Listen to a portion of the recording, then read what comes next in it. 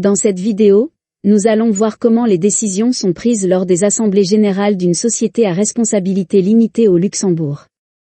Nous devons tout d'abord distinguer entre Assemblée générale ordinaire et Assemblée générale extraordinaire, car les décisions y sont soumises à des conditions différentes. En premier lieu, nous allons étudier comment les décisions sont prises lors d'une assemblée générale ordinaire. Selon la loi, une décision est prise à la majorité du capital social, c'est-à-dire la majorité simple de toutes les parts sociales, indépendamment du nombre d'associés qui prennent part au vote. Si cette majorité n'est pas obtenue lors de la première assemblée, il faut en convoquer une deuxième. Lors de la deuxième assemblée générale ordinaire, la décision est prise à la majorité des votes émis. Dans ce cas, on prend uniquement en compte les parts sociales qui prennent part au vote et non pas toutes les parts sociales de la société à responsabilité limitée. Nous allons étudier deux exemples à l'aide de la SARL-ABC.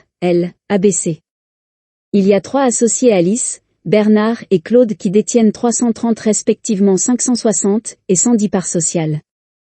Lors du vote, nous avons 330 voix pour Alice, 560 voix pour Bernard et 110 voix pour Claude, avec un total de 1000 voix. Pour mémoire, je vous mets le nombre de voix en haut à droite de la présentation.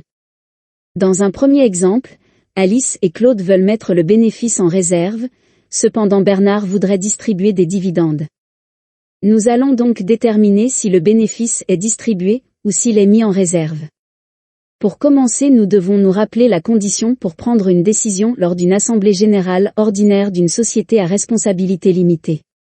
La décision est prise à la majorité du capital social, soit la majorité de toutes les parts sociales. Nous avons dans cette société un total de 1000 parts sociales. La majorité est tout simplement plus que la moitié des parts.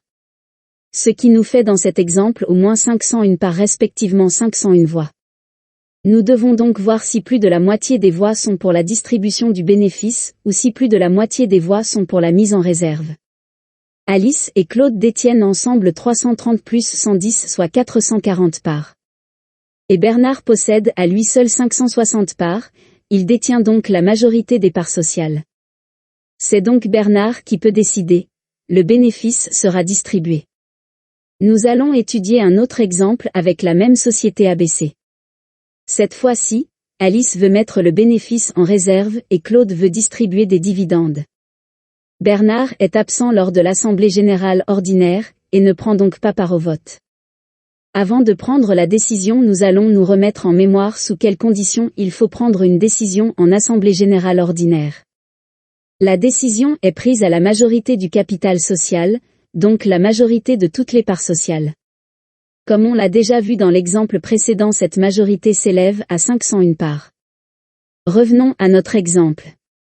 Alice, avec 330 voix, est pour la mise en réserve et Claude, avec 110 voix, est pour la distribution de dividendes. Alice détient plus de parts que Claude, mais ni Alice ni Claude ne détiennent la majorité nécessaire des 501 parts sociales. Ils ne peuvent donc pas prendre de décision, et ils sont obligés de convoquer une deuxième assemblée.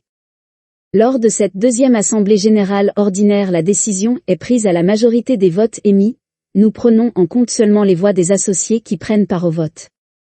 Si lors de cette deuxième ago, Bernard est toujours absent, nous tenons compte uniquement des votes émis par Alice, soit 330 et Claude, soit 110. Ce qui nous fait un total de 440 voix. Pour prendre une décision, il faut donc plus de la moitié des 440 voix, soit au moins 221. Cette fois-ci, Alice a la majorité des voix émises. Alice peut mettre le bénéfice en réserve. Après avoir étudié ces exemples concernant l'assemblée générale ordinaire, nous allons nous tourner vers les assemblées générales extraordinaires, qui décident des changements des statuts. D'abord, les conditions prévues par la loi. Lors d'une assemblée générale extraordinaire, les décisions sont prises par les associés représentant les 3/4, soit 75% du capital social. Si cette majorité n'est pas atteinte, les statuts ne seront pas changés. Un accord unanime est même nécessaire si vous voulez augmenter les engagements des associés, c'est-à-dire si vous voulez augmenter le capital social, en demandant à chaque associé de faire un apport supplémentaire. Pour illustrer la procédure de décision, nous allons faire quelques exemples, en reprenant le cas de la société à responsabilité limitée ABC, avec la même répartition des parts entre Alice, Bernard et Claude. Dans notre premier exemple, Bernard veut changer l'objet social de la société, et seulement Claude lui donne son accord. Alice est contre ce changement des statuts. Pour que le changement puisse se faire, il faut l'accord de 3/4 du capital social, CAD 75% de toutes les parts sociales. Nous allons donc voir si Bernard et Claude détiennent ensemble les 75% des parts nécessaires au changement des statuts. Bernard détient 56% des parts et Claude en détient 11%, soit un total de 67% des parts sociales. Ce qui est insuffisant pour réaliser ce changement des statuts. Bernard et Claude ne peuvent donc pas changer l'objet social si Alice n'est pas d'accord. Alice, qui ne détient que 33% des parts sociales, peut faire échouer le projet de Bernard et de Claude. Dans notre exemple suivant, Alice veut augmenter le capital social par un apport supplémentaire des 3 associés, et Bernard est d'accord. Cependant Claude ne veut pas faire un apport supplémentaire. Pour augmenter les engagements des associés, il faut toujours un accord unanime. On ne peut pas obliger un associé de faire un apport supplémentaire s'il ne le veut pas. Il faut l'accord de tous les associés. Par conséquent, cette augmentation de capital ne peut pas avoir lieu si Claude n'est pas d'accord. Dans notre dernier exemple, Alice veut augmenter le capital en émettant de nouvelles parts sociales et Bernard donne son accord, mais pas Claude. Cette fois-ci, Claude n'est pas obligé de faire un apport supplémentaire, mais les nouvelles parts peuvent être souscrites par Alice ou Bernard, ou même par un nouvel associé. Dans ce cas, il ne faut pas un accord unanime des associés, mais il suffit de 3/4 du capital social pour prendre cette décision. Il faut de nouveau déterminer si Alice et Bernard possèdent ensemble au moins 75% du capital pour réaliser ce changement des statuts.